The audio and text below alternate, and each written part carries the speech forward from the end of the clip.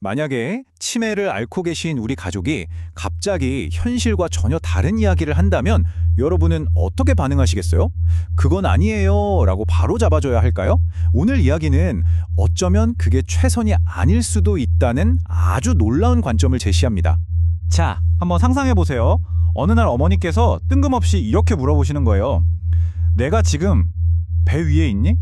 이런 상황에서 우리 대부분은 아마 본능적으로 이렇게 대답할 거예요. 어머니, 아니에요. 여긴 집이잖아요. 어떻게든 우리가 사는 현실로 다시 모셔오고 싶은 마음에 사실을 바로잡아주려고 하죠. 그런데 만약에 그게 완전히 잘못된 접근이라면 어떨까요? 사실을 바로잡으려는 시도가 오히려 더 큰 소통의 벽을 만드는 거라면요. 오늘 들려드릴 이야기는 작가 엔시아 로안의 경험을 바탕으로 바로잡는 대신 연결하는 새로운 소통법에 대해 알아볼 겁니다.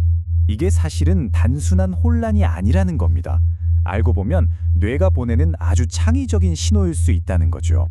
여기 또 다른 사례가 있습니다.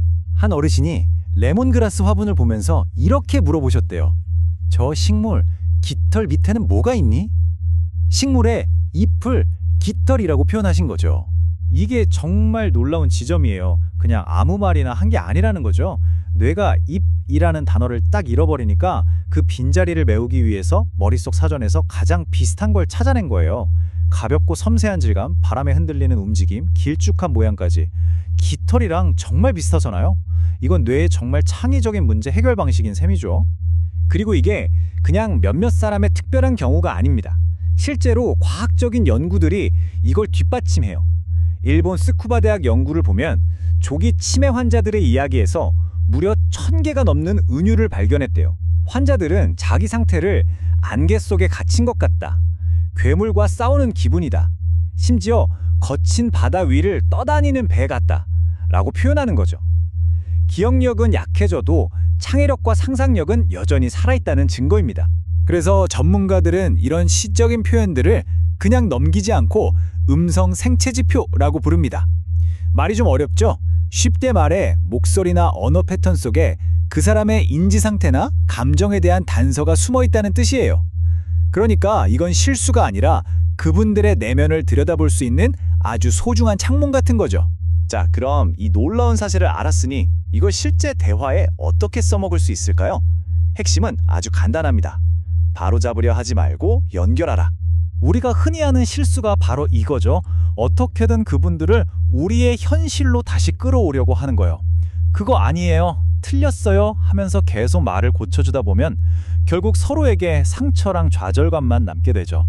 그런데 전문가들은요, 정반대로 하라고 말합니다. 우리가 그분들의 세계로 직접 들어가는 거예요. 그 현실에 동참해서 그곳이 어떤 세상인지 함께 경험해 보라는 거죠. 아까 그 작가 이야기로 돌아가 볼게요. 어머니가 어느 날부터 식기세척기에서 그릇 꺼내는 걸 파일 정리라고 부르기 시작하셨대요. 처음엔 딸도 고쳐주려고 했겠죠. 하지만 생각을 바꿔서 그냥 맞춰드렸어요. 어머니, 파일 정리 도와드릴까요? 그랬더니 그 지겹던 집안일이 둘만의 상상력이 넘치는 즐거운 시간으로 바뀌더라는 겁니다. 이걸 심리학에서는 인정요법이라고 부르는데요. 방법은 이렇습니다. 첫째, 말의 사실관계를 따지지 말고 그 뒤에 숨은 감정을 읽어주세요. 둘째, 그 감정에 동의해주는 겁니다. 아, 그렇게 느끼시는군요 하고요. 마지막으로 호기심을 가지고 질문을 던지면서 그 세계를 함께 탐험하는 거예요.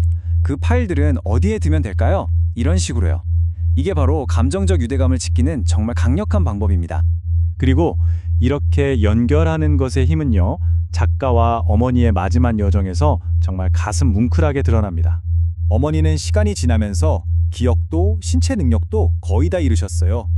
하지만 딱 하나, 감정적으로 교감하고 연결하는 능력만큼은 마지막까지 남아있었죠. 임종을 며칠 앞두고 어머니는 딸에게 마지막 은유가 담긴 질문을 던지셨습니다. 이 여정 길까? 예전 같았으면 어머니, 무슨 여정이요? 병원이잖아요 했을지도 모르죠. 하지만 이제 딸은 알았습니다. 어머니가 말하는 여정이 바로 삶이라는 것을요. 그리고 그 질문의 진짜 의미는 내가 살 날이 얼마나 남았니? 라는 걸 말이죠. 그래서 딸은 어머니가 정말로 듣고 싶어 했던 그 위로와 진심이 담긴 대답을 해드릴 수 있었습니다. 아니요, 엄마. 길지 않을 거예요. 그리고 정확히 3일 뒤 어머니의 긴 여정은 끝이 났습니다. 이 마지막 교감, 이 아름다운 이해의 순간은 딸이 어머니의 말 속에 숨겨진 시를 듣는 법을 배웠기 때문에 가능했던 거죠. 자, 그렇다면 이 감동적인 이야기와 과학적인 근거들이 우리에게 말해주는 건 뭘까요? 핵심을 한번 정리해 보겠습니다. 첫째, 치매 환자의 좀 이상하게 들리는 말들은 사실 창의적인 은유일 때가 많다는 겁니다. 둘째, 그 은유는 복잡한 감정이나 생각을 어떻게든 전달하려는 시도라는 거죠. 그래서 셋째, 우리가 해야 할 일은 교정이 아니라 인정입니다. 그들의 세계로 들어가는 다리를 놓아주는 거예요. 마지막으로 그 말 속에 담긴 시적인 의미의 귀를 기울일 때 우리는 정말 깊은 수준의 연결을 경험할 수 있습니다. 결국 이 모든 이야기는 우리 자신에게 던지는 질문으로 돌아옵니다. 우리는 사랑하는 사람의 말 속에 숨겨진 시를 얼마나 잘 들으려고 노력하고 있을까요? 기억은 사라져도 사랑과 연결되고 싶은 마음은 남는다고 합니다. 우리가 그 마음의 언어를 듣는 법을 배울 수만 있다면요.